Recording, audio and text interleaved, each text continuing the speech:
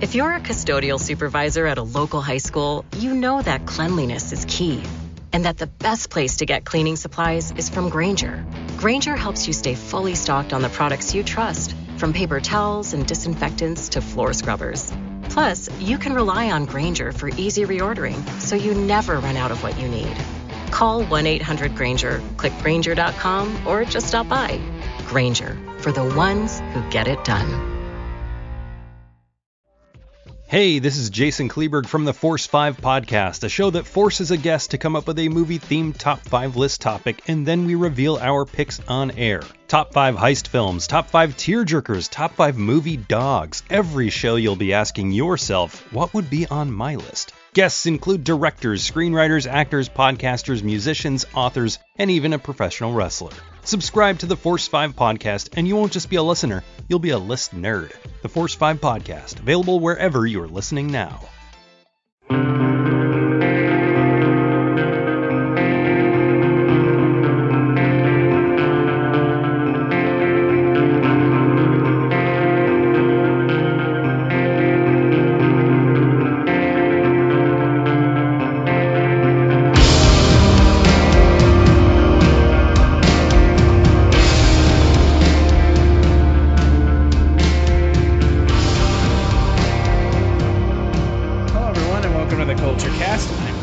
And I'm Sean Liang. Oh boy, Sean, it's been a while, hasn't it? I know, it's been a minute. Yeah, it has.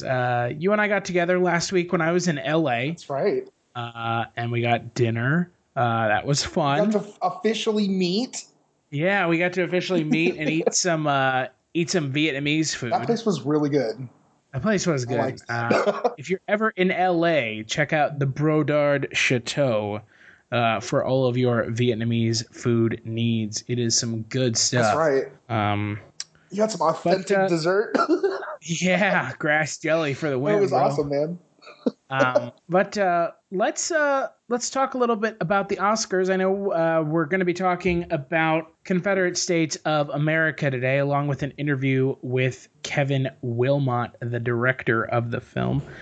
But before we talk about Confederate States of America, and this conversation kind of goes hand in hand with the movie a little bit, let's talk about last week's Oscars and who won and who lost, and kind of our thoughts on that.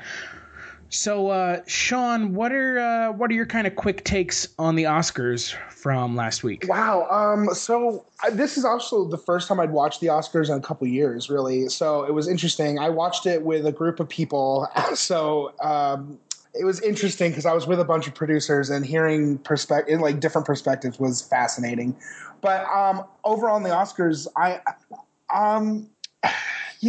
always feel like it's a show that can be reduced to like half an hour. There was so much like awkward race jokes. It's pretty self-masturbatory. Yeah, it really is. And on top of that, this year it was just, I don't know. I haven't watched, like I said, I haven't watched any. I know it was a problem last year, but just this whole, I don't know. It felt overtly racist in order to sort of balance. I don't know. It was so strange. I felt like there was so much injection of minorities that it was just so transparent. I don't know. Those were the weird things that like got in the way for me enjoying it all the way. But I mean, I don't know, man. I'm not a fan of award shows.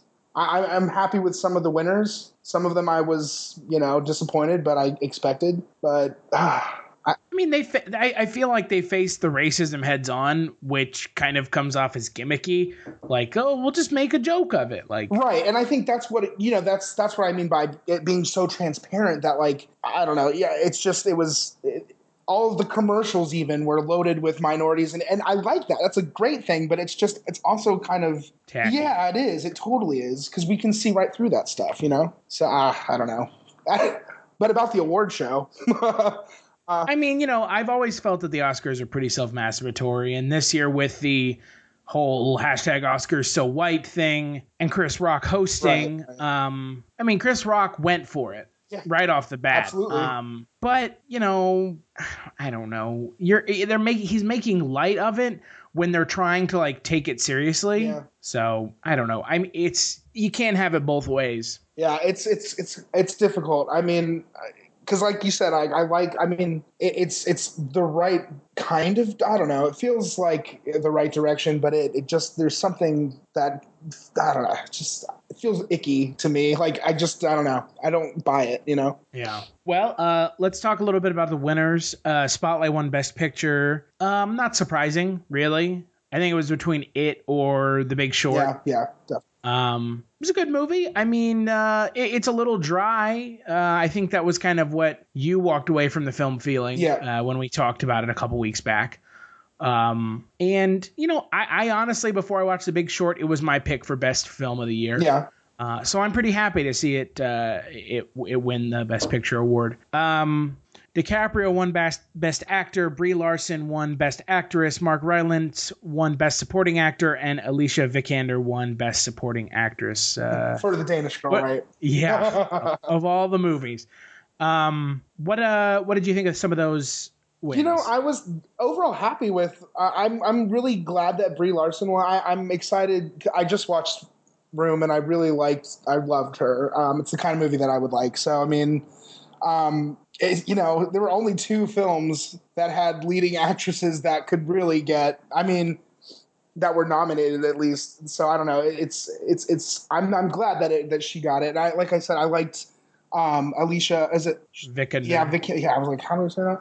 But I loved her from Ex Machina, and I haven't seen The Danish Girl. I'm not tempted. I mean, I feel like she won for Ex Machina. Absolutely. Right? She had to. Her and The Danish Girl was kind of yeah. I mean, I really don't understand what they saw of her in that film. Yeah, it's like, to me, they didn't. They just said, well, this was a big picture this year where it's been, you know, kind of pandering for all the Oscars, so we'll put her up for this one, you know? Yeah. I definitely think she should have won for Ex Machina. Yeah, I agree.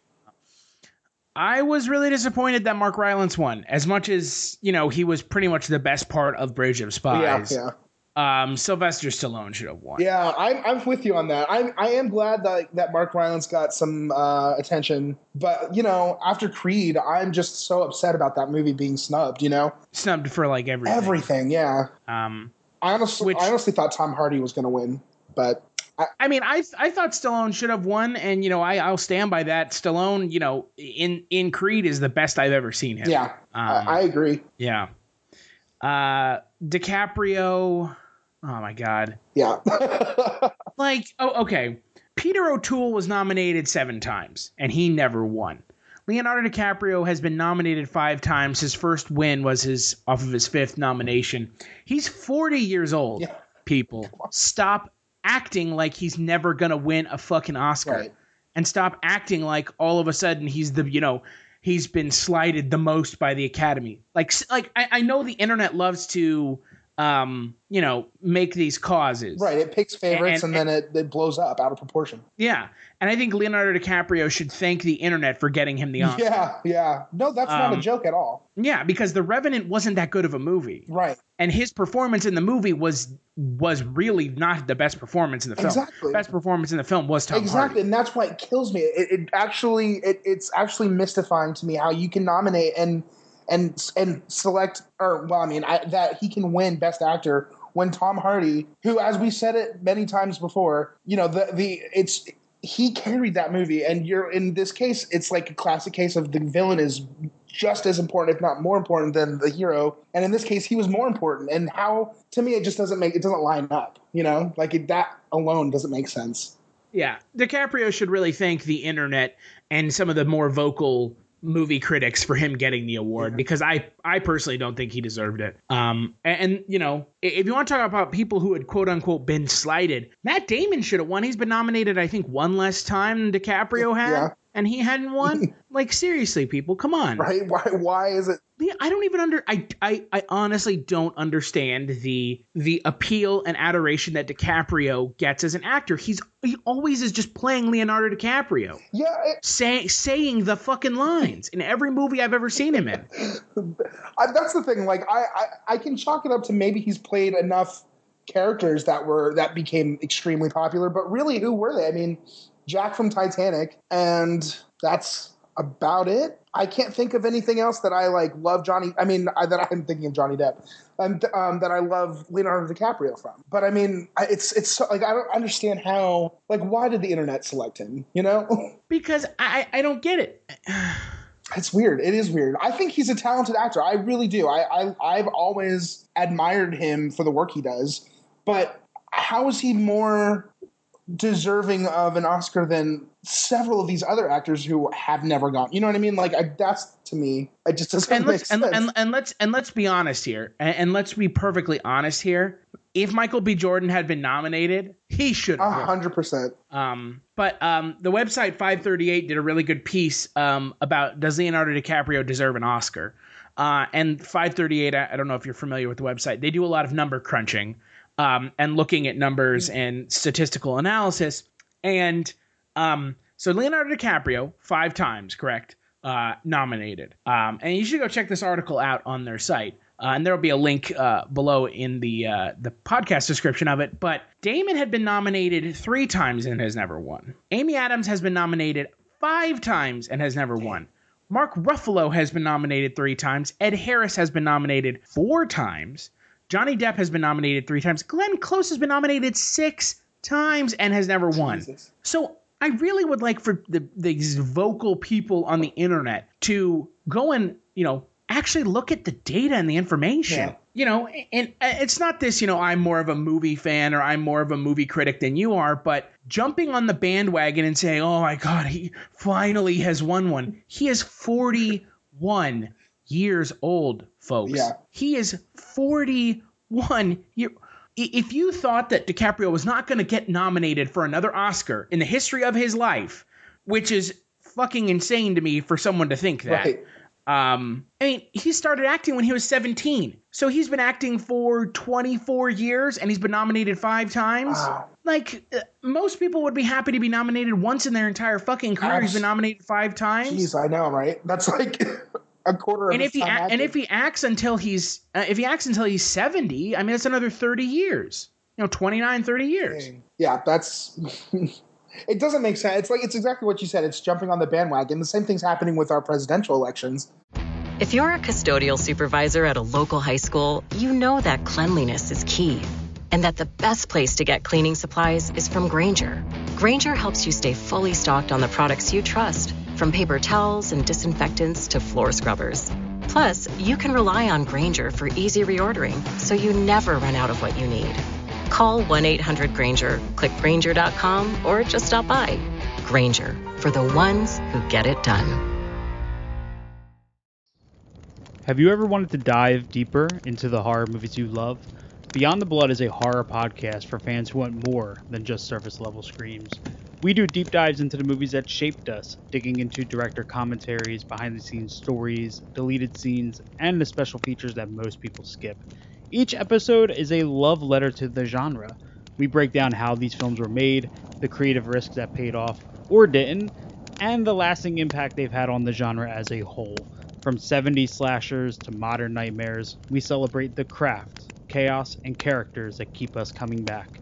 If you're the kind of fan who rewatches movies with the commentary on, or you simply grew up in the video store horror aisle, the Beyond the Blood podcast was made for you. New episodes every single week. Subscribe, and let's dig deep. Welcome to the Beyond the Blood podcast. I mean, this thing happens all the time where people like to be a part of a group. and it just gets completely blown out. Yeah. So, I mean, like I said, looking at Peter O'Toole, nominated 7 times. His first nomination came for Lawrence of Arabia, a movie he should have won for. He lost to Gregory Peck. The last movie he was nominated for in 2006, 7 years before he passed away, was Venus, where he lost to Forrest Whitaker for The Last King of Scotland. Peter O'Toole would lose in his career of nominations to Ben Kingsley, De Niro, Brando, John Wayne, Gregory Peck, Cliff Robertson, and Rex Harrison. Those are the people he lost to. Yeah. And yet I'm sitting here and listening to people complain about Leonardo DiCaprio having been nominated 5 times and losing every, except for this one, for a movie that's it really strikes me as what happens when Scorsese won. When Scorsese won the Oscar for The Departed, a film that I will admit I do enjoy, but it's not his best film. It's not. Exactly. The Departed is not his best film. And The Revenant we're not going to look back on The Revenant.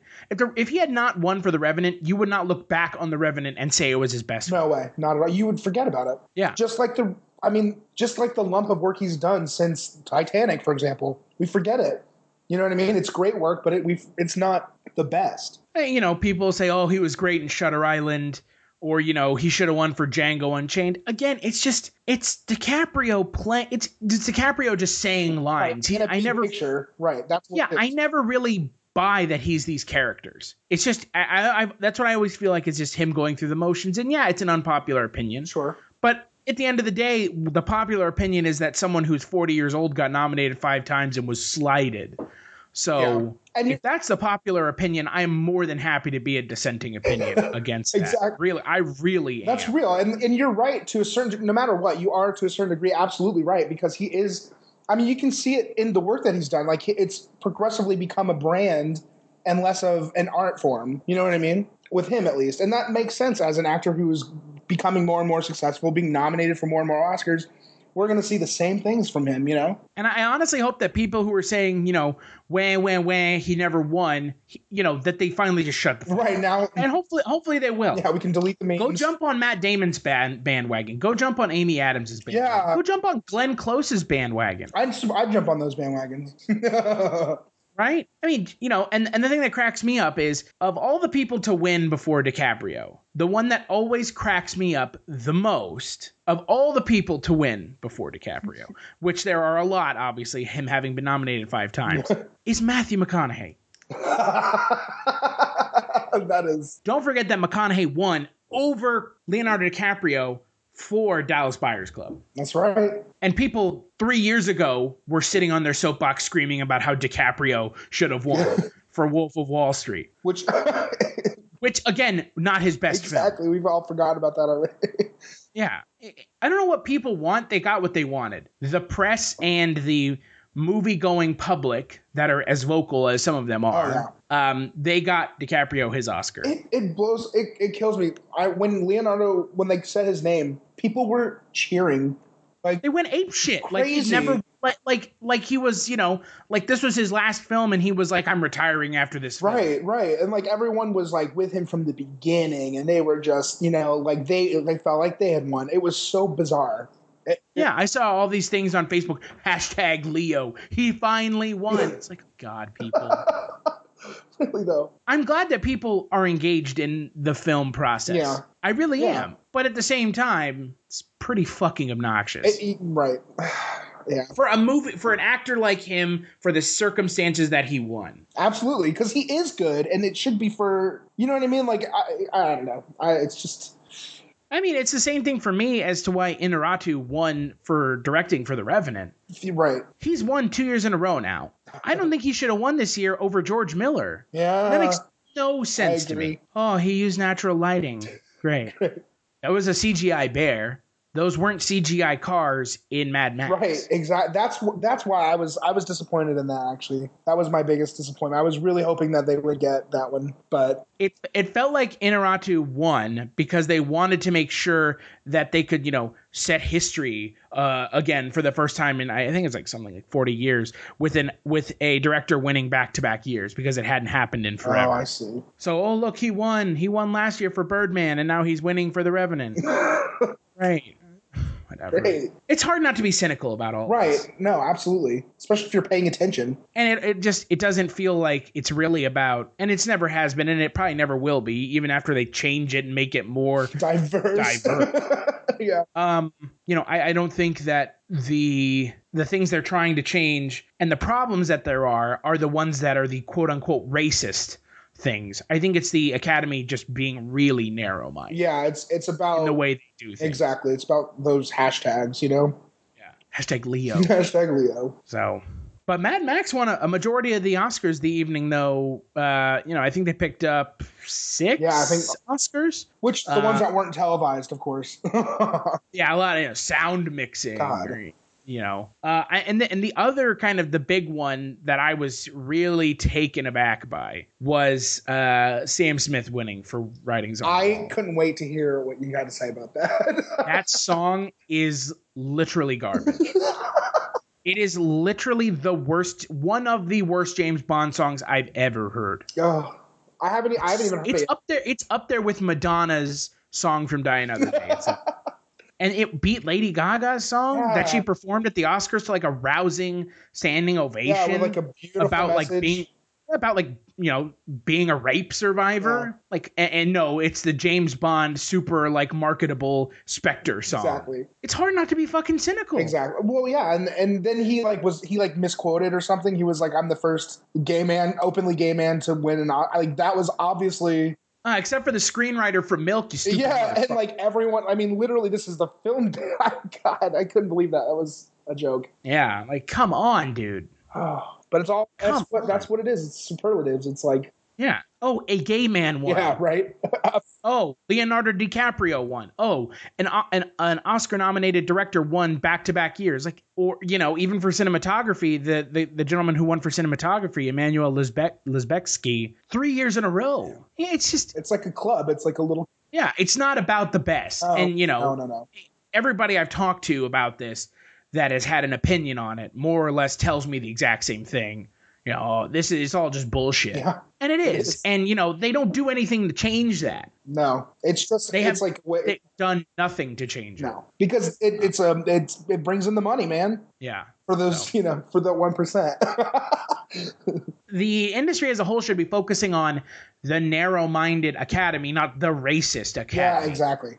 Because the narrow-minded academy and narrow-minded filmmaking in Hollywood and show business, that's the real problem. Exactly. Not racism. Right. Well, and racism happens to be a part of it, but I agree. That's the big issue. Racism is what is but one tiny ball in a big box of balls that are all the problem. Exactly. Of this system. Exactly. And it's an easy. You can't just keep pulling out the same ball and saying it's racism over and over. Exactly. It's become a scapegoat, and it's definitely a problem that we should take seriously. But I mean, you're an Asian American actor. Asian American actors are never 1% fucking represented. Never represented in Hollywood. Exactly, and that is infuriating. But I know that it isn't because they're racist. You know what I mean? It's because exactly what you said. It's that they're afraid to open up a demographic or to open up the doors for someone that's different because it doesn't fit their model.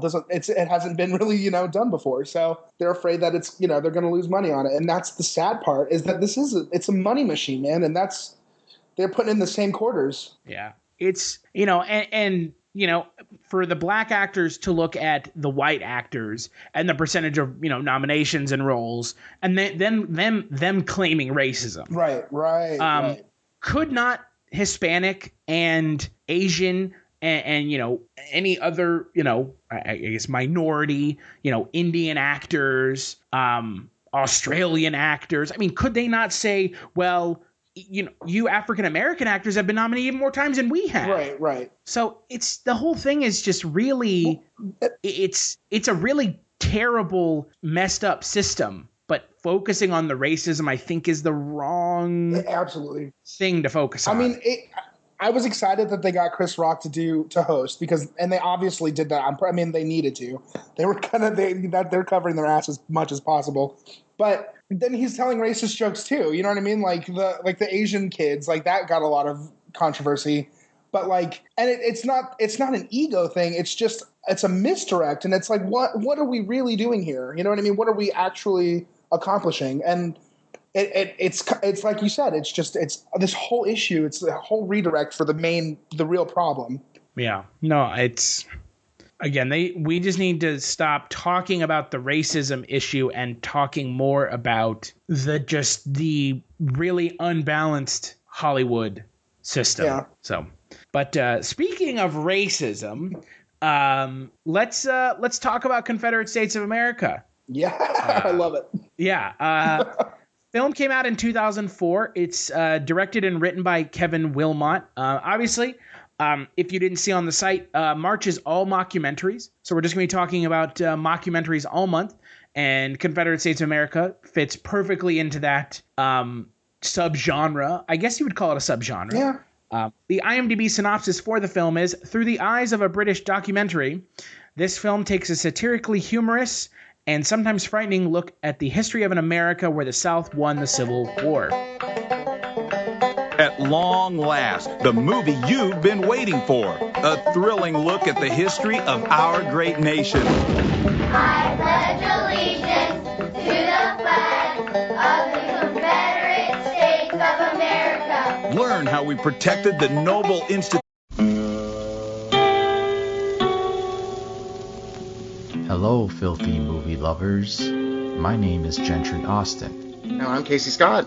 And we're the hosts of the Sin Syndicate, film podcast for something weirdos, anti-criterion bros, and Joseph Sarno aficionados.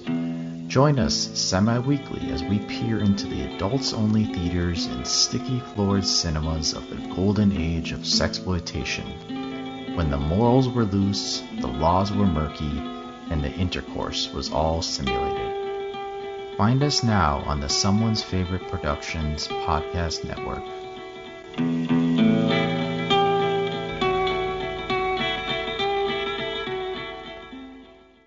Of slavery. A new generation of young people are excited now about owning Negroes. Watch subjugation at its finest and the master race rise to unprecedented heights.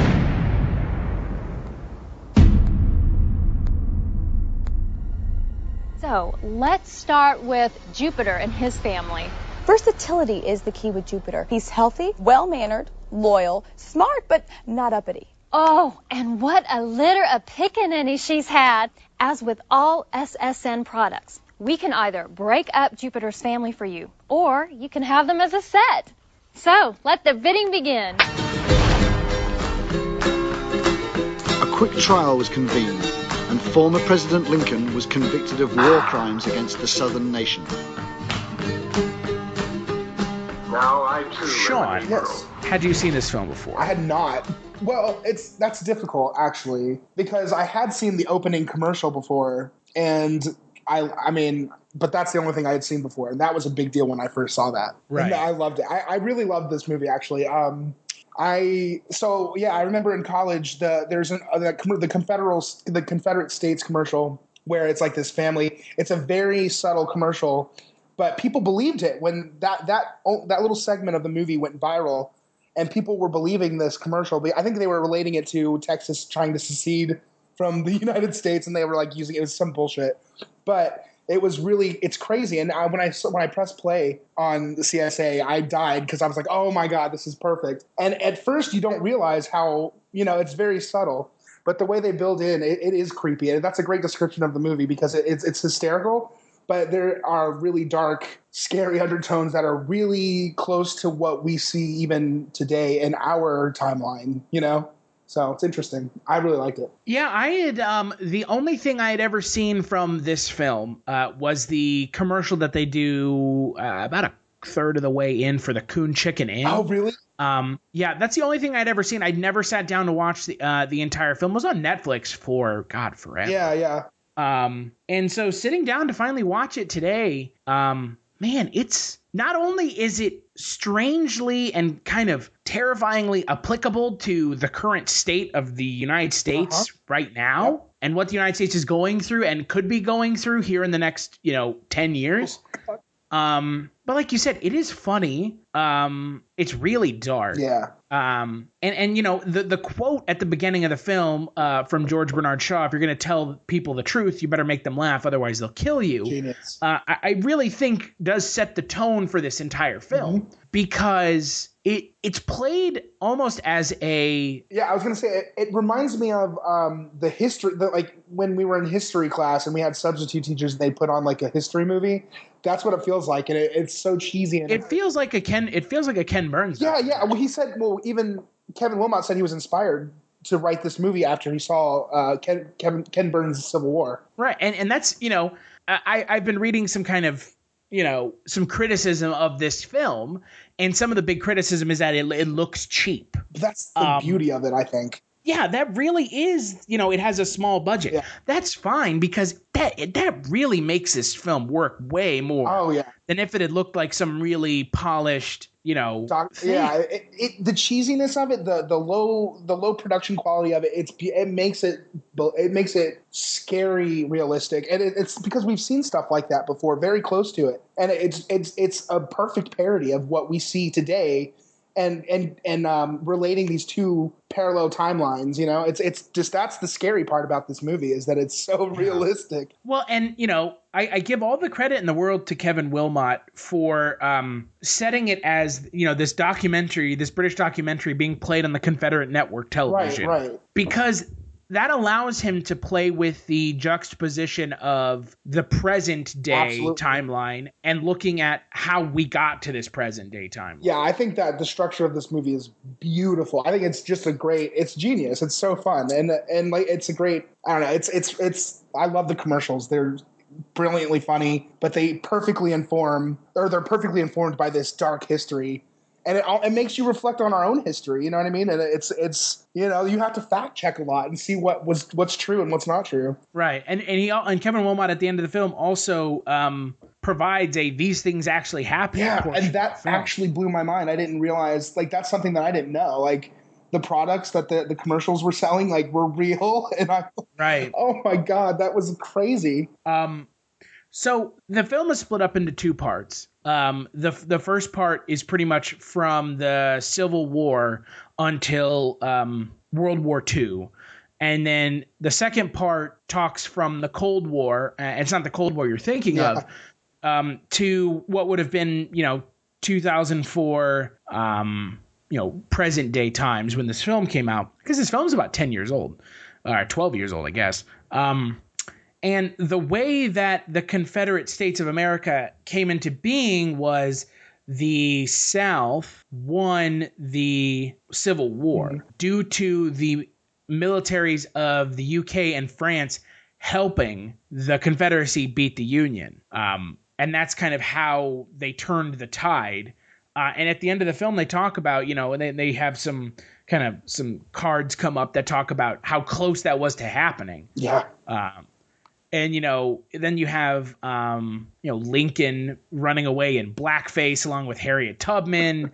Kevin Willmott does a really good job of, sometimes these alternate history things can really kind of skew really far in one direction. Yeah. To the non-realistic, where you're like, this is even too much. Like, this happening is fine, but what happened after the initial kind of stream changes in the timeline is less believable. Right. And what I really enjoy about this film is that you still have people like Kennedy and Nixon. Yeah. In this timeline, so it kind of grounds it in our reality, but it's just a little bit different. I think that's like the genius. I love stuff like that. It's so smart. It's so under your skin subtle that, like I said, like, the whole time you have to really fact check and know what really happened. And that to me is like really intelligent writing. And I love that. I think that's really exciting. And it's almost like there's that nostalgia that we all have because we know these famous characters from history, and to see how there's just the way he sort of weaves their story in is really cool. Yeah, and in this timeline, there's still a World War II. Yeah, the Nazis are still there. However, the United States, as opposed to opposing the Nazis, join forces. Yeah, they support the Nazis in saying that the Aryan nation and the belief of everyone has to be blonde hair, blue eyed, and white is correct. It's crazy. They didn't go as far as to agreeing with the final solution of killing the Jews. They made that little edit there, yeah. Right, they made a little edit of, instead of killing all the Jews, why not just turn them into slaves? Yeah, because that's what this movie is about, the industry of slave trade. Yeah. But I really enjoyed the aspect of the film that had our timeline still kind of existing, but in a slightly altered way. Yeah, it was great. And like it does it because it kind of lets us see what happened to our history, and it fills in all the gaps for what they don't, you know what I mean? Like, we can see how one thing leads to another. Like, they have like the the House Committee of Racial, I don't know what do they call it, but it was like a House Committee of Un-American Acts. But in this timeline, it was specifically about race. And I thought that just those little details. As opposed to communism. Right, exactly, yeah. I think that's it's fascinating. And those little details, man, it's just so we know the story, you know? Yeah, and so on the website for the film, they even go as far as to having some other kind of alternate history events that would take place in kind of the C.S.A. Confederate States of America timeline, like Timothy McVeigh blowing up the Jefferson Memorial instead of the Murrah Building in Oklahoma City. Or the war in Afghanistan and other wars in the Middle East being known as the First and Second Crusades to eradicate the Muslim menace. Wow.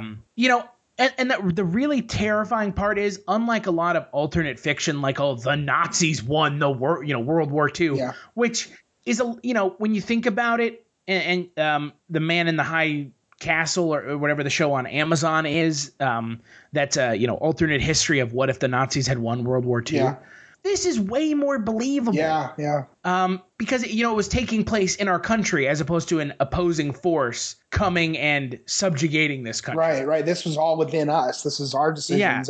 Yeah. And it's such a good movie in the way that it is such a successful mockumentary, in that it almost feels real. Absolutely.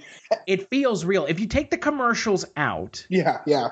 Which they're there for more or less comedic value. Yeah, but they also sort of create a world. I think that I agree. But I personally think the jankiest part of this movie, and not like in a bad way, the jankiest part of this movie are the commercials. Oh, of course. They're meant to be that way. Right. Commercials, even in our own world, are janky. You know what I mean? Like, if you think about it. So, but it's me, specifically the one where there's a hospital where you can get your your education at a hospital for a lot cheaper and faster because you're using black people to do all of your experiments. I don't know, just so crazy. It's just like that sort of, it's a great insight into this alternate world that is so realistic because we're still having the same issues in our own timeline, you know? Or that there is a show on TV called Runaways, where it's cops, chasing down runaway slaves. Yeah, yep. Oh man. It's so great, but it is really, terrifying in this day and age. At one point, so Canada ends up being the big enemy of the United States. Yeah. Because obviously during the real Civil War and when there were slaves in this country, African-American slaves were going to Canada because they could be free in Canada. Yeah. And so in this film, they take that kind of one notch further. They exile Lincoln to Canada. That's right. Where he ends up dying, but they have an interview with him and he was, disillusioned and this country and this in our history remembers Lincoln as this great hero because of the Emancipation Proclamation. Yeah. In their timeline, he's, who fucking cares? He's dishonest, right? Abe. Yeah. Yeah. So, Canada has become this country's big, rival. And later in the film, the United States builds a border in between the United States and Canada. Yeah. That's right. And then, a wall. And I think it's called something like the Cotton Curtain. Yeah, that's right. Yeah. It making fun of the Iron Curtain in between East and West Berlin and Germany. Yeah. The Cotton Curtain. And when we have people in this country like Donald Trump fucking talking about shit just like this. Yeah. Uh-huh. Right now. This year. Yeah, right now. Talking about building a wall between Mexico border and like, oh my God. It makes you kind of it kind of sends a shiver through your bones. 100%. And it's funny because I was watching a GOP debate last night right before I watched this movie, and it was so creepy for me. I don't know. It was so weird. Like, we're like talking about the same, and that's what makes it so believable is because like you're right. The far-fetched, the crazy idea in this movie that it's almost unbelievable if you were to say it to someone is that like it's today and there's still slaves. There's slaves happening. We still have slavery, which is something that we don't want to think about. We don't even want to fathom. But when you compare this movie with what's actually, I mean, the way that they bring up these issues and the way that we sort of handle issues today, they're very close, and it's scary. It's so scary. This is the big what if that we don't like to think about. Yeah. No, it really is. And, again, a lot of the stuff in this film that happens, you're like, oh God, like, we're still talking about this today. Yeah. And I think that's one of the biggest successes of the film, on top of the fact that it looks believable, is that the stuff that it talks about really isn't that far-fetched. Yeah, it's oh man, it's crazy. And I love the way they talk about how, the modern America developed. It's like culturally devoid. It's all like governmental propaganda. So I think I don't know. It's a really smart piece, and it is really well rounded. Yeah, no, I totally agree. So let's play the interview with director Kevin Willmott, and when we get back, we'll finish talking about the film.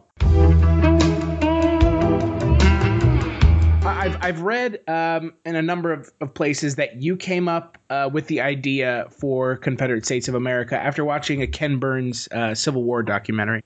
Can you tell me kind of what went into that process after watching that documentary, and kind of how you came up with the idea of Confederate States of America?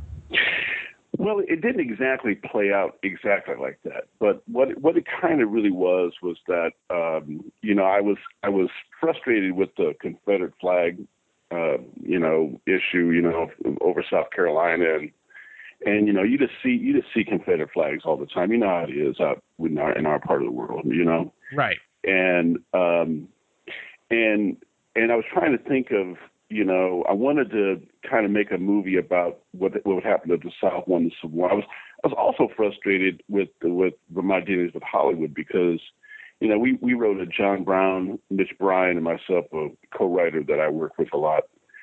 We'd written a script on John Brown, the abolitionist, and we sold it to 20th Century Fox, and they never made the film. And so I was kind of frustrated about that, and how hard it is to make movies about Black history, specifically. And and then when I was trying to think of how I would approach this film, about the South winning the Civil War, then I'm a history geek, and I love Ken Burns stuff. And when I watched it again, I'd seen it before, but when I watched it again, I went, oh, okay, that's how I could do it.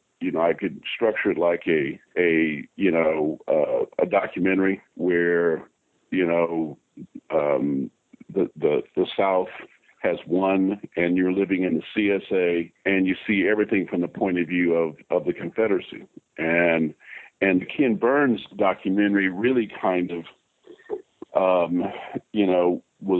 was a great example of that, because there's a little bit of it's a mild form of debate going on in that film between Shelby Foote and Barbara Fields, and I think Ken Burns is on the right side of the issue, obviously. But the problem with that film, and I know guys like this from around where I live and guys that I've dealt with, is that, and I got a lot of hate mail from these guys after I made C.S.A., was that they really kind of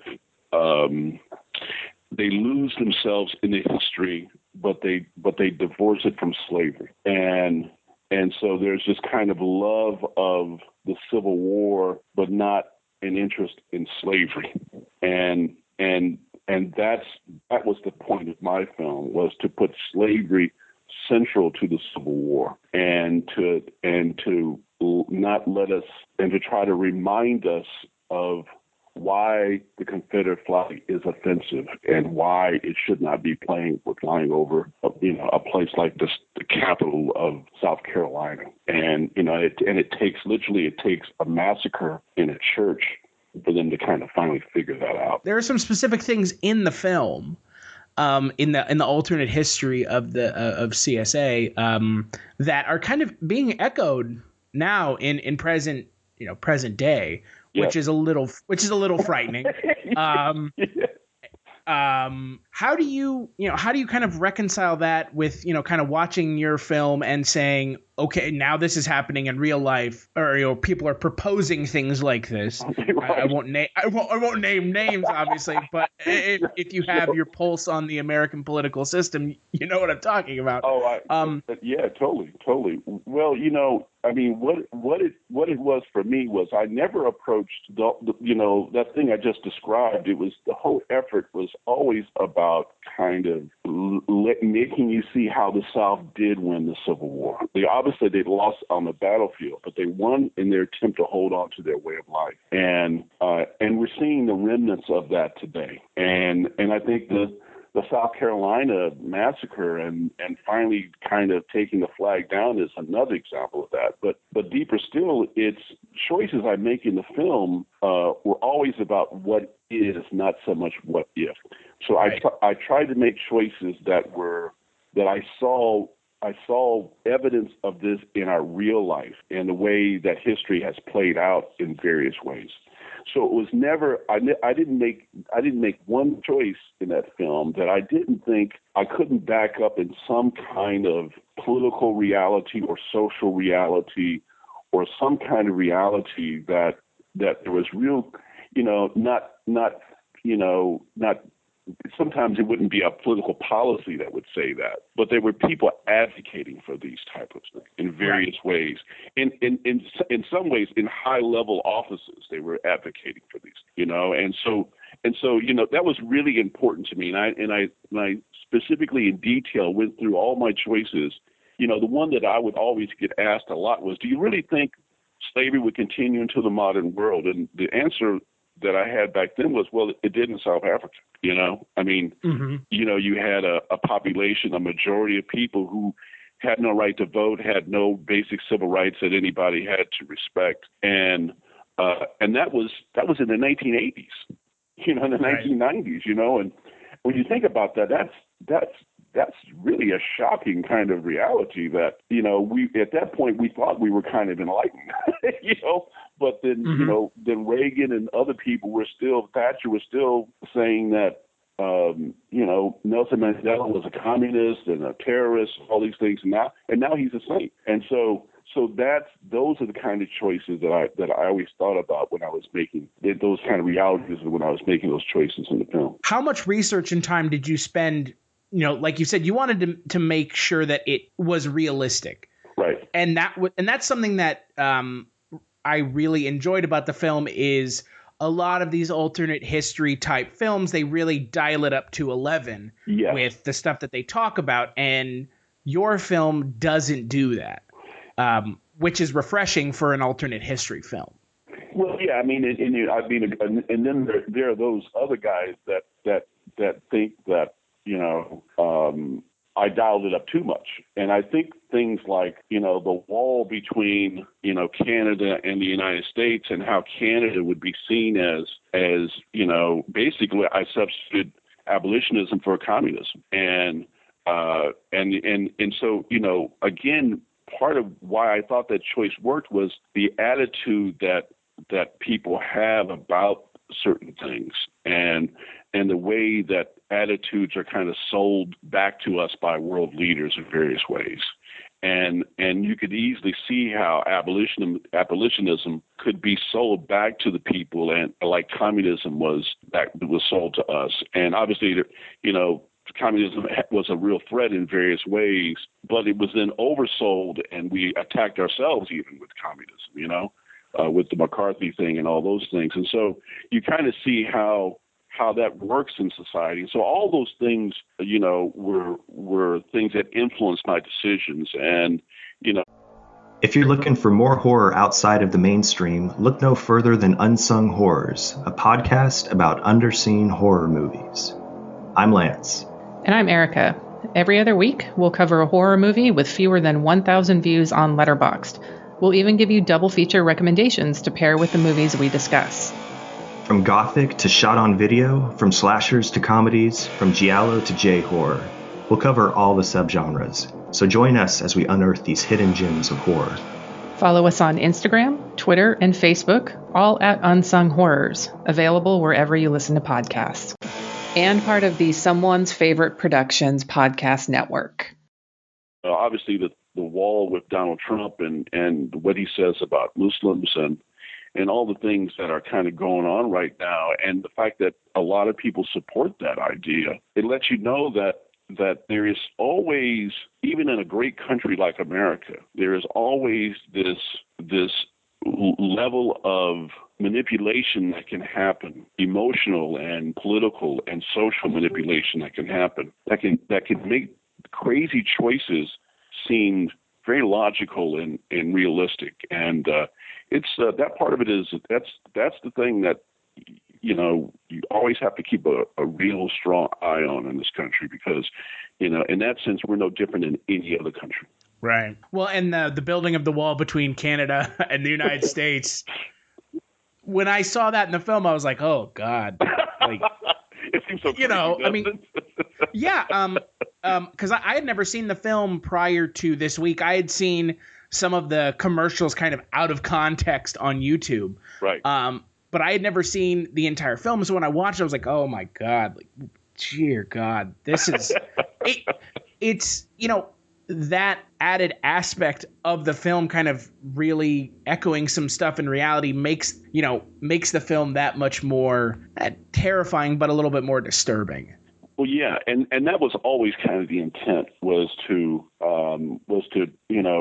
try to make choices that you could actually see played out and that were played out. I mean, what I try to do is, by using the documentary footage of various places in real life, I mean, that footage always kind of informed the film as well, because the footage lets you know that, people did this. And by making the commercials actual products, it just lets you, it's almost like a footnote that kind of says, if you don't think this is real, well, guess what, And that's why the ending of the footnote we have at the end, where we explain all the choices in the film, that I didn't just make this stuff up. And that was what was really kind of fun about the film, was that the minute you would get kind of a crazy idea, and then you look some stuff up and you go, oh, they actually did that. Right. I was constantly kind of laughing to myself about this as I'd go along. How important, and you've mentioned the commercials and they're the most humorous aspect of the film, obviously. Yeah. How important was it for you to do the commercials in the film and have them kind of breaking up some of the more serious? Sure. Well, yeah, I mean, that was the thing. I wanted the film to be entertaining. I mean, you just can't preach to people if you try to avoid that best you can anyway. At least I do.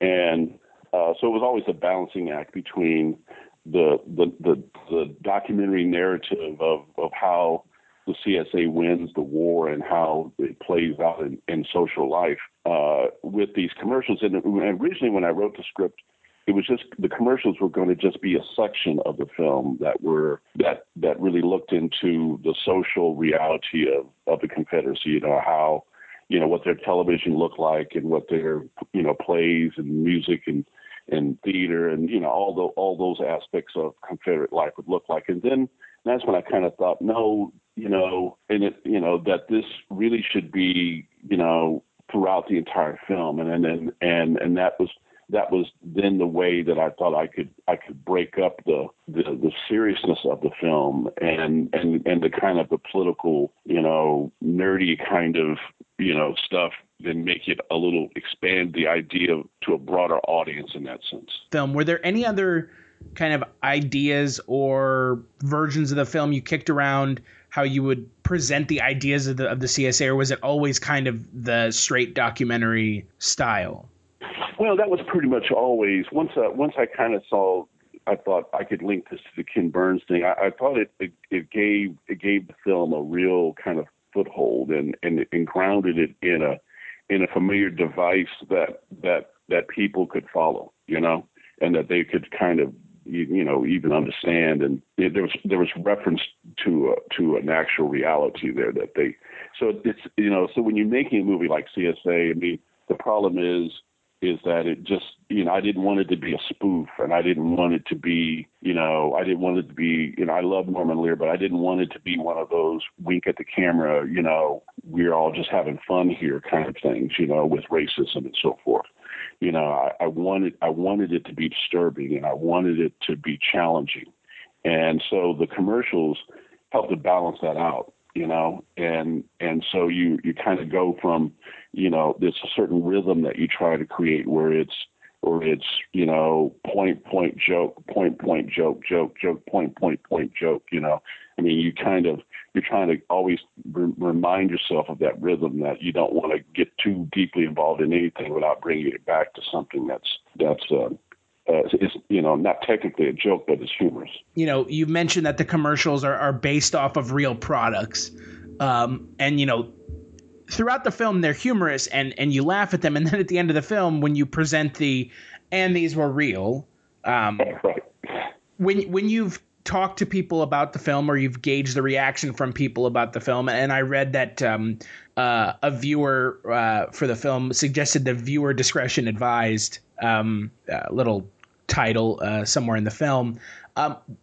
When you kind of take that humorous aspect and then you flip it right at the end, did you notice that kind of what the reaction was to that when you were like, and these were real? Did you ever notice the reaction to that? Oh yeah, that's the thing I think I maybe enjoyed the most about it, when people have never seen the film, and certainly when the film first came out and played in theaters. I think there was always this element of people kind of watching the film going, oh, okay, I know this, and this isn't all that, this is a way over the top, and it's just kind of ridiculous. And then when it, or people that were kind of offended by those commercials, was the other thing, because you'd have a lot of people that would be offended by the commercials, and even at Sundance, I saw a couple of people walk out of the film.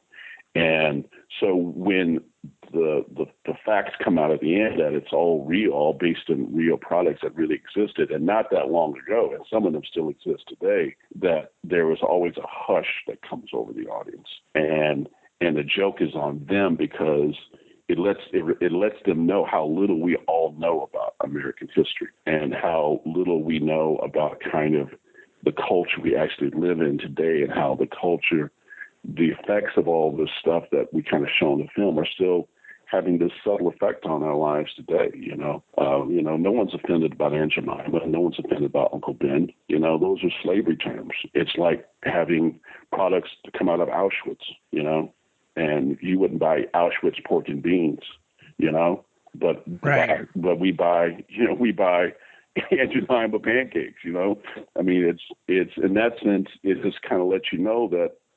And they've worked hard to try to divorce it from that legacy, but that's the legacy it's from, and you can't escape it. The very nature of the word aunt and uncle makes it part of slavery. So right. So you can't really get around it. How important was it to you to have the kind of the mirror shown back at the audience at the end of the film, as opposed to maybe throughout the film? Yeah, well, yeah. I mean, it was as the film developed. I mean, and I would show little bits and pieces to people and rough cuts and things. That's when it really started to gather kind of how this was playing out to people, and that I was going to need to probably do something like that, and it kind of, I think more than anything, it wasn't a strategy that so much that I had. It certainly wasn't a strategy I had from the beginning.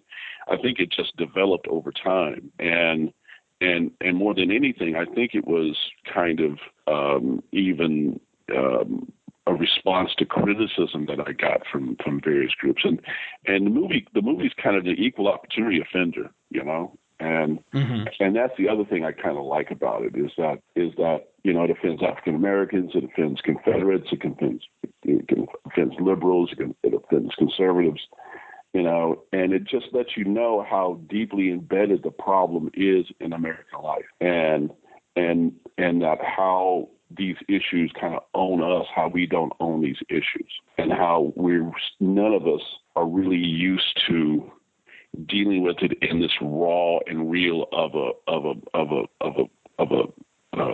manner. And the movie has been a kind of an amazing journey for me, I have to be honest with you, because it just keeps living on in various ways, and kind of it just expands. Instead of kind of going away, it seems to just kind of expand and take on new levels of nuance. The effect and kind of the repercussions that the film has had on your, film career.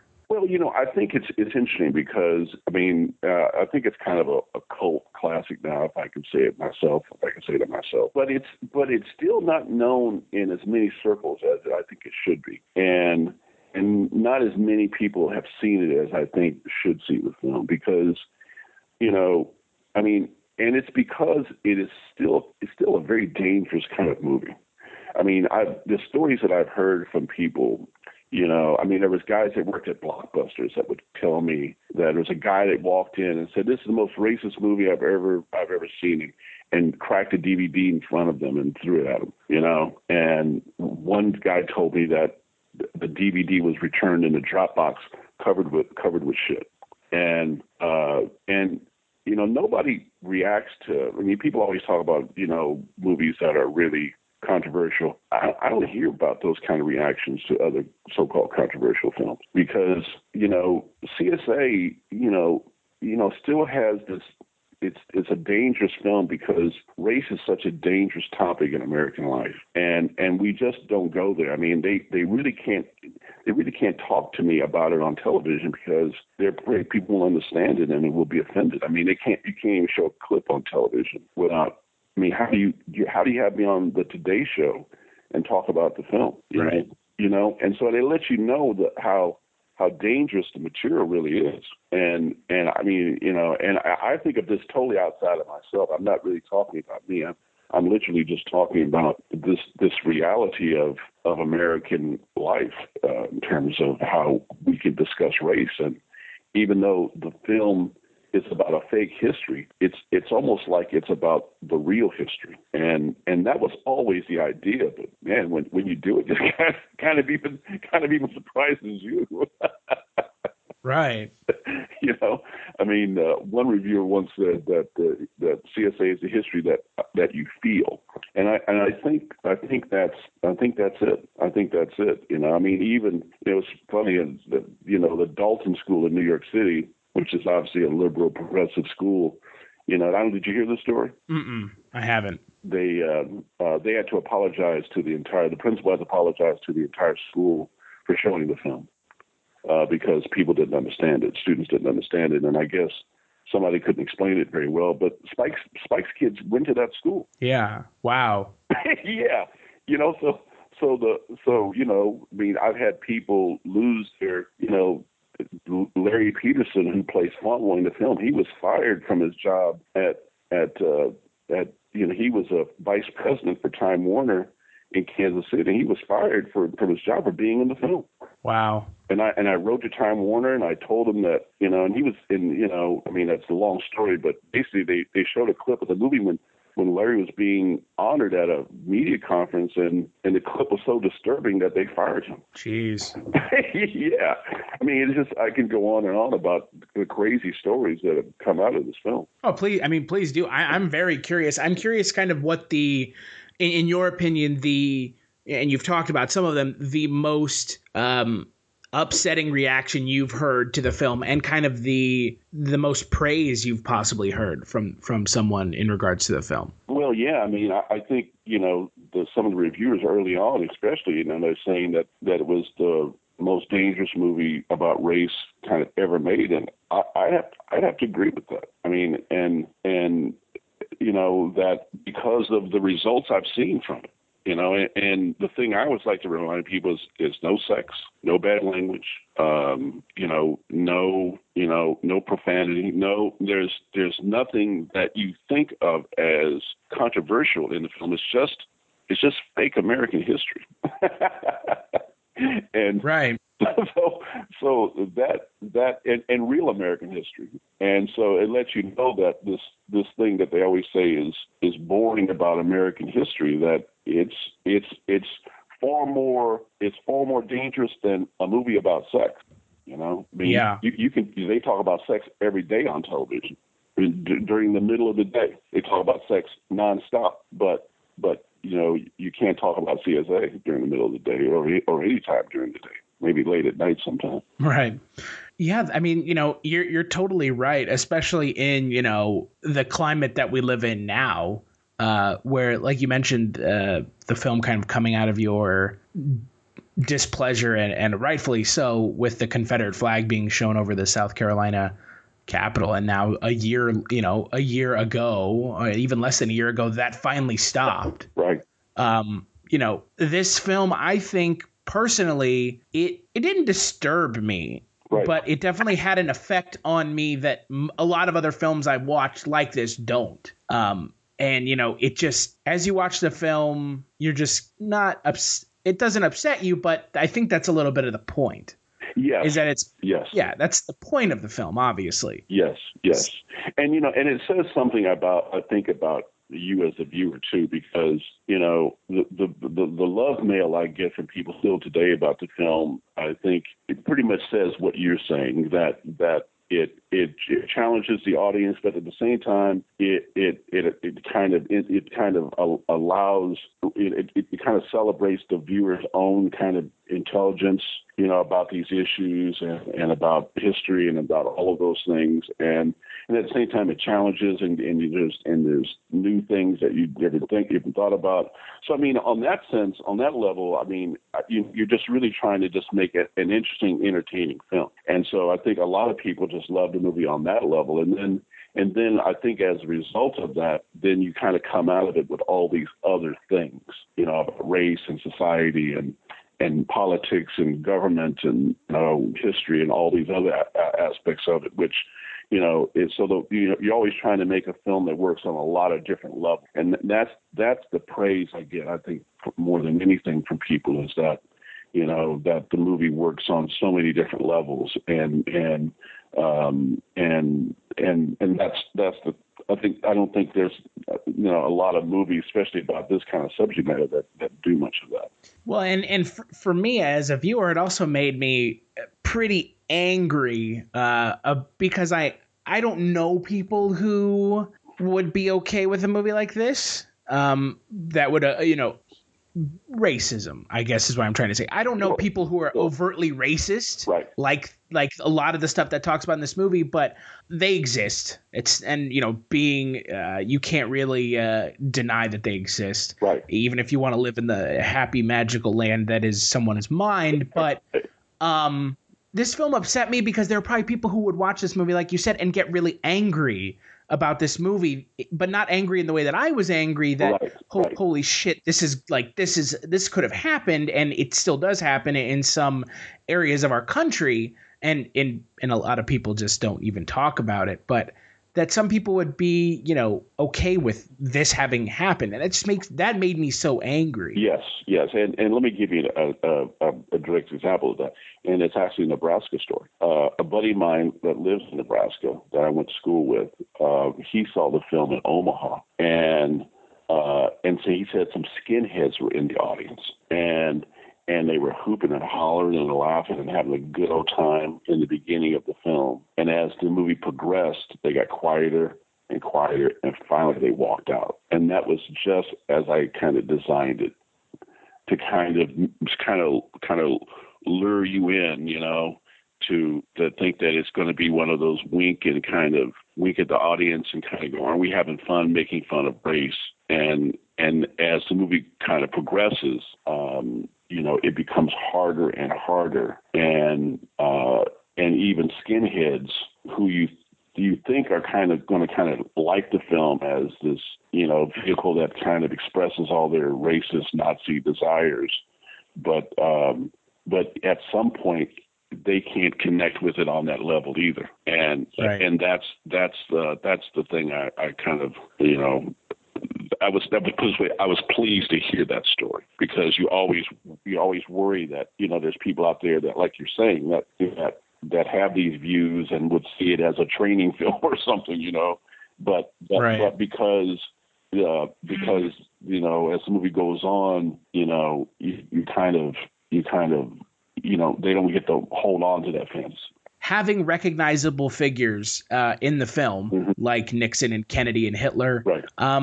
how did you make the choice to have them still present in the C.S.A. alternate history of the film? Well, I thought that was kind of part of why, it was the whole thesis of the movie, that in saying that the South did win the Civil War, you kind of show how, you say something like the South did win the Civil War, and people go, what are you talking about? That's crazy talk, And then by showing how easily you could kind of manipulate the reality of that, and that Kennedy would still exist in a Confederate United States, but would have the same pressures that he had on him. He's Catholic. We don't trust Catholics. Is he going to be, is he going to be loyal more to the Pope than the Constitution? Those kind of issues that were very real issues in 1960. That showing that in some ways how Kennedy's presidency played out as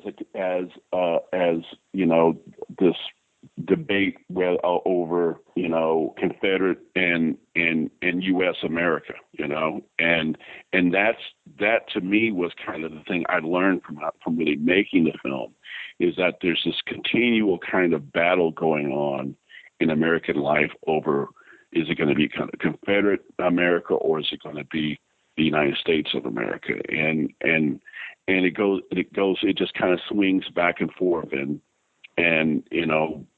depending on how you feel about certain issues, you kind of, you can go back and forth on that. But Kennedy was, because he had been an outsider and so forth, and because, Nixon now would be considered, a liberal, compared to guys now. But at the time, they were holding back progress in various ways, or trying to make things move forward. And that part of it I really enjoyed a lot, because it that's one of the main levels I wanted the film to work on, was that I don't have to create a whole new world here, because the South did win the Civil War, and it won in all these subtle manners that we see throughout our life and still today. And that was what I was hoping to kind of do with the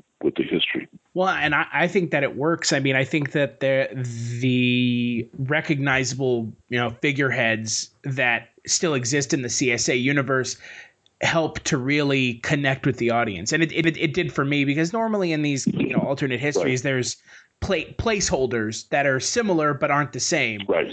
And in your film, you see Kennedy being assassinated by people that didn't want desegregation. Right. Or Hitler being convinced, instead of killing all the Jews, to use them as slaves, which I think is an inspired thing that you talk about in the movie, is that the universe, it's kind of our universe, but there's just a little bit of a twist on it. So it's not totally unrecognizable, which helps with the relatability for the audience. Exactly, because kind of what you're doing there is you're saying, okay, so couple of victories, couple of this, couple of that, blah blah blah. Oh, the South wins the Civil War. Okay, it's President Grant instead of President Lincoln. Okay, so and of course the big concession that people always kind of do when they think about this, South winning the Civil War, they go, well, it'll be two countries. And it's like, why would it be two countries? Why would after you fought the bloodiest war in American history,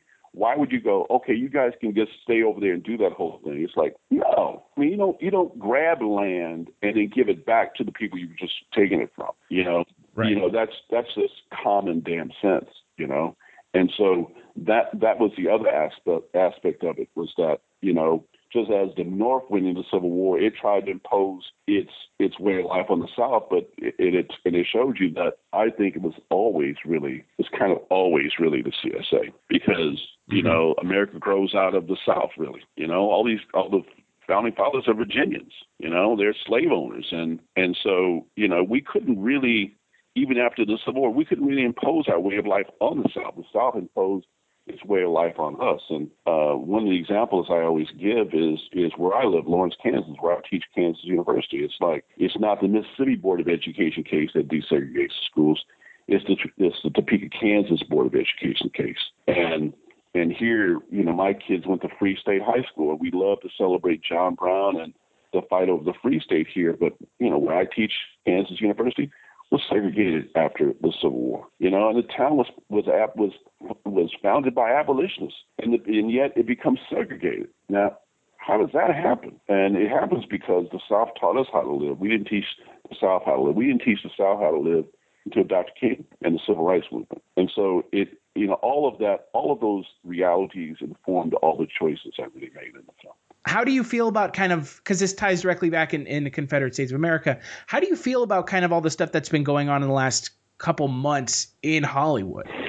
Because Spike Lee has been pretty vocal about it, so I'm kind of curious your thoughts. Well, I think, one of the reasons I've always kind of been an independent filmmaker is because I just kind of ran into roadblocks early on in the industry. I just decided I just can't waste my time banging my head against that. Life is too short. And I mean, no one was ever going to make a movie like C.S.A. in Hollywood, even when I sold it, they almost didn't want to release it. And so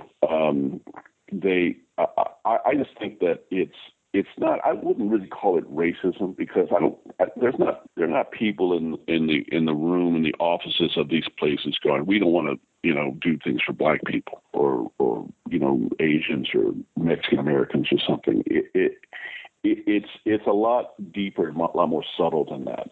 And most of it, I think, comes out of the business of things, and because money dictates the industry, like all industries in American life, I think that's one of the reasons why there's a lack of opportunities, and a lack of choices. I mean, one of the things you hear about all the time in the industry is that we can't sell black films overseas. And that's one of the excuses they use to kind of say that, well, that's why we're not going to produce it because, we've got to make a lot of money overseas and so forth. And my response to that has always just kind of been like, I think like with everything else in the world of business, is like if that really is a problem, which is debatable, but if it really is a problem, then you find a way to change that. I mean, we can sell a talking horse movie overseas.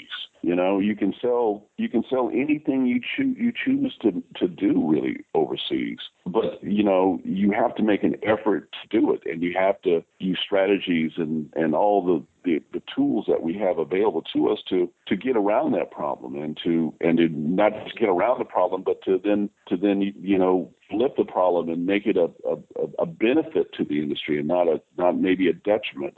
And that's what you don't see that happening. And so if it is true, no one's ever made, I think, a real effort to change that or to alter it. And so to me, that's really the problem, is that why there are no people being nominated for Academy Awards. Well, not enough movies get made, and not enough roles out there that would be eligible for the top awards. And so it's not so much that someone is, trying to be oppressive in some kind of way.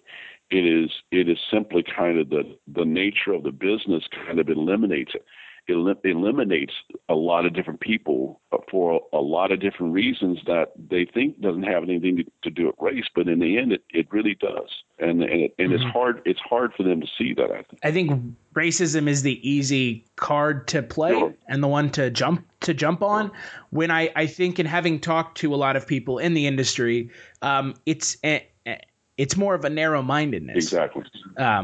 It's the Academy is narrow-minded, the business is narrow-minded. They take the easy route as opposed to putting in the work necessary or to expand things. Yeah, and I think that the narrow-mindedness is being. I think calling it racism doesn't help change the fact that it's narrow-minded. I would agree with you, and because it's easy for them to dismiss that because they go, well, I'm not racist. I know that's not true, so then they can dismiss it, but the things that how it's played out at a day-to-day kind of level, that's the problem. And until you get, I mean, one of the things that Spike has said that I think I kind of agree with in some ways, it's like he calls it, it's based on the that thing in football where you have the Rooney Rule, where Rooney, I think he was the owner of the Steelers, made this rule in the NFL where it's like you can't have a job opening without interviewing for a coach, for the head coach. You can't have a job opening and without interviewing some black people. And because the problem is, if you can't get in the room, then you can't get the job, and so it forced them to kind of go into new areas that opened up opportunities, and that's what Hollywood doesn't see. I mean, I think because they think of themselves as liberal and hip, that they don't really quite see how the day-to-day industry is really kind of far behind other industries in terms of equal opportunity. I think they have the one or two black people in the office that they hire, and they feel good about that. And and Hollywood people as a whole, in my experience, they're not dumb people; they're smart people. But I think it's more complicated than that. It's more complicated than hiring a couple of black people. I mean, you've got to kind of be thinking about the whole of it in a much broader kind of view. And that's what we're talking about. You mentioned that you teach at University of Kansas. What else, are you working on anything else right now as a filmmaker? Sure. Well, I'm just finishing a film I did with Scott Pollard, who's one of the contestants on Survivor. He was a KU basketball player. He played for the NBA for about 10 years, and a really kind of interesting guy. And we made a film called The Association, which is kind of about the underbelly of professional sports and collegiate sports too. In terms of agents and money and players making really bad choices and blowing their money, and so many players end up making a lot of money and then end up broke by the time that they're ready to retire. And so anyway, it was that movie's called The Association, and so hopefully that'll be out in maybe in the summer or the fall. And finishing, just started a documentary that we're editing now on John McClendon, who was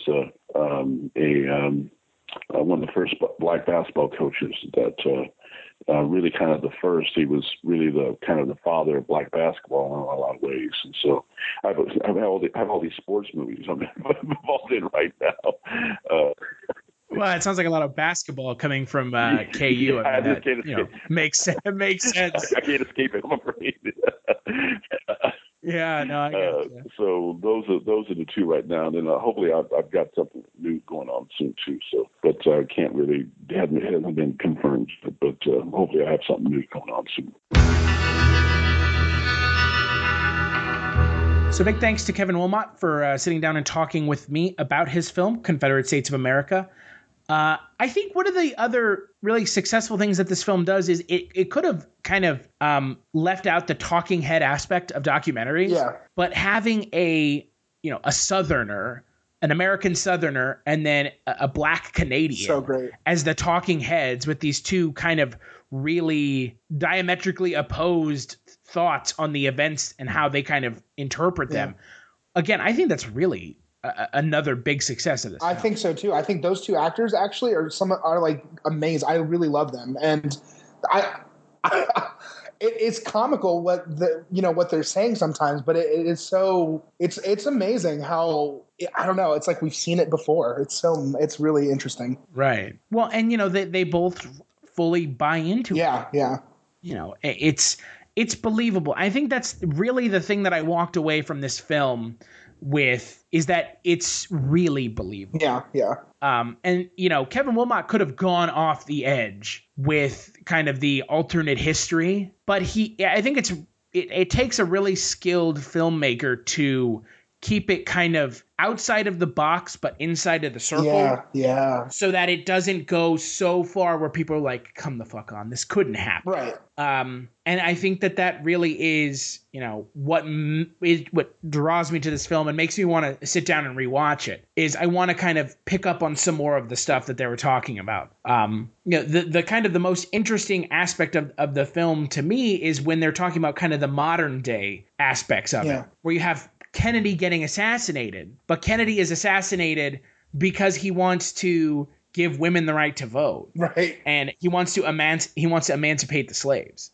I love that, and then like you also see women's suffrage, like Susan B. Anthony, and like you see these women. You see the same things happening, but within this timeline, and it's so crazy. It's like the same. We kind of achieve a similar place through different issues, and I thought that was really cool. Yeah. And there is also a pretty big condemnation of, Southern Protestant biblical kind of values in this film. There really is this huge condemnation of it, and when they talk about the modern day kind of aspect, because you have this candidate John Ambrose Fauntleroy V, whose great grandfather was involved in figuring out a way to force the North to have slaves, right? To join the party. Well, yeah. I mean, like, force the North to adopt slavery after they had lost the Civil War. Right. Which I think was really one of the biggest one of the best kind of things Kevin Willmott did, coming up with how they would do that, is forcing the people in the North to pay a tax unless they had a slave. Right. Which is, it's actually a pretty interesting idea. Yeah. And then, the Americans destroying the Native Americans, enslaving the Chinese migrant workers. That's right, on the West Coast. Not separating church from state, outlawing non-Christian religions. Judaism is outlawed as well. That's right, wow. And they were asked to leave, like, oh my God. And they're put on a reservation in Long Island. The Jewish people are. Yeah. Again, Kevin Willmott doesn't go too far for me to be sitting there like rolling my eyes. Right. He goes far enough where it's unsettling. Right. It's and upsetting, but not like, oh my fucking God, this is dumb. Not at all. It's comical because we're hearing politicians come up with similar solutions to problems like this, and it's like, it's disturbing. It's funny because I could almost believe our country making a decision like that. You know what I mean? Like, that's what's sad. You know what I mean?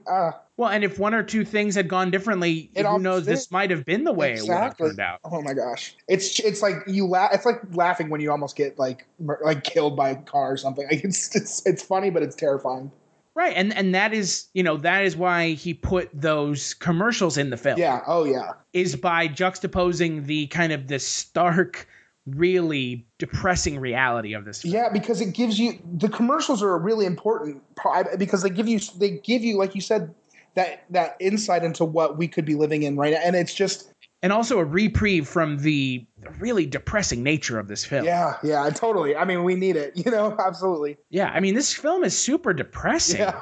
And if you sit and think about it, it's an upsetting film. Yeah. The subject matter is upsetting because if you sit and think about what it would be like to live in this alternate timeline. Right, and how it could be functional, and how, oh God.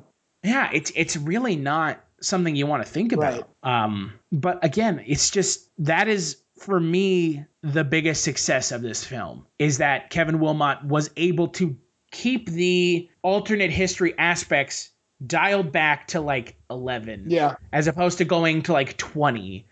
But also having it where things that we are familiar with are still there. Yeah. Like Nixon and Kennedy and World War II and Hitler. It allows us to kind of interpret this alternate reality through our own eyes, as opposed to just being told the way it happened. Exactly. Yeah, when we get those moments of, connection where our worlds are the same, and those little details, it lets us fill in the rest of the story. You know what I mean? We know how we could get to these points in history. To me, it's pretty impressive. Like you said, he doesn't lay it on thick. It's pretty subtle, but it's enough. It's just enough. Yeah, the subtlety in this film is is well done, and that's, I think, praise should be given to Kevin Willmott for his ability to create this alternate universe but make it believable, and not just like, oh, this shit's insane, isn't this crazy? Right, to hold back enough and let sort of the things that are happening speak for themselves, and it's amazing. I think that's really cool. Yeah, it doesn't need to have a lot of shock value, because what they're talking about is shocking in these kind it's shocking on its own. So Sean, skip it or watch it? Absolutely watch it. I think it's fun to watch, but it's also really, I think, important today to watch. This is always going to be an important issue. I mean, this is part of our history, so I think it's a great thing to watch, and it's entertaining. It's the best part about this, though, is that like the commercials that make you laugh and are just absurd. At the very end, he kind of like crushes it by telling you this happened, this is possible. It's crazy. So it's a fun movie all around. And it's just that's really smart movie. I think it's really it's done well. So I have to say, watch it. Yeah, I completely agree. It's a definite 100% watch from me, and it's a mockumentary that I think it's an approachable mockumentary. Yeah. Yes. It's not one that's there are some documentaries that aren't the most approachable, or you have films like Bruno and Borat that are played straight for comedy. Right. And while that's fine, I do enjoy something like this where they're trying to say something. Exactly. With the film. They're trying to say a message or have some message with the film. Right. To me, this is the best way to do it. And I love the quote, the Shaw quote in the beginning. It's true. I mean, this is the best way for me, in my opinion, to sort of get people to listen, it's that approachability is incredibly important for issues like this. You have to give them something recognizable that they've seen before. Yes. So, what do you think the film has on Rotten Tomatoes?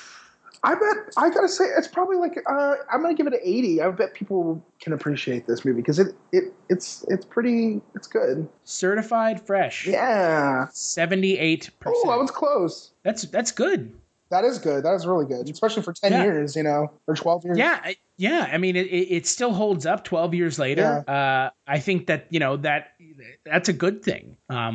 I think that this should be a film that more people should see. Yeah. The critics' consensus on the film is, through the eyes of a British documentary, this film takes a satirically humorous and sometimes frightening look at the history of an America where the South won the Civil War. Yeah, more or less. Yeah. It's really great. It is. I enjoyed it. And I definitely am going to tell people I know to check it out. Yeah. This is one that I'm going to recommend like a lot. Yeah, and Kevin Willmott, him and Spike Lee wrote a film together last year. That's right, Chirac, right? Yeah, She-Rock. Chirac. Chirac. She-Rock, which was it's based on Aristophanes' Lysistrata. It's a classical Greek play that they adapted. I didn't know that. That's awesome. Yeah. So they adapted it into kind of gang violence in Chicago's South Side. Hence the She-Rock title. And it's got all kinds. It's got like John Cusack, Jennifer Hudson, Angela Bassett, Samuel L. Jackson. So I mean, it was another film that I had heard nothing but good things about, and it was one of those films that may or may not have been slighted by the Academy. Yeah, I'm definitely gonna check that out now. Yeah. Well, before I talk about the next Kulturecast of Mockumentary March, Sean, anything you want to plug? I do. There's a movie called Marrying Kinds, and it's some of my friends are producing it, and I'm trying to help them out actually. And I'm all just asking you to follow them on Facebook. It's called Marrying Kinds. It's a group of girls, female writer, director, producers. And they're making a big stance in doing this movie, and they've gotten a long way, and we're really excited to see where it goes. So check out their Facebook page. It's Marrying Kinds. I really would like you guys to check this out. I'm excited. That's all I'll say for now. Plug it. Just plug it all day. And as always, you can follow me on Twitter. I'm Seanifer, and on Facebook, I'm Sean Liang. You can follow me on Twitter at Kulturestashed. And if you like what you're listening to now, we have over 100 episodes of the Kulturecast over at cultureshocked.com. youtube.com/Kulturecast, and on iTunes and Stitcher Radio. Give us a good review over on iTunes. It'll help us be found by other people who like listening to people talk about movies.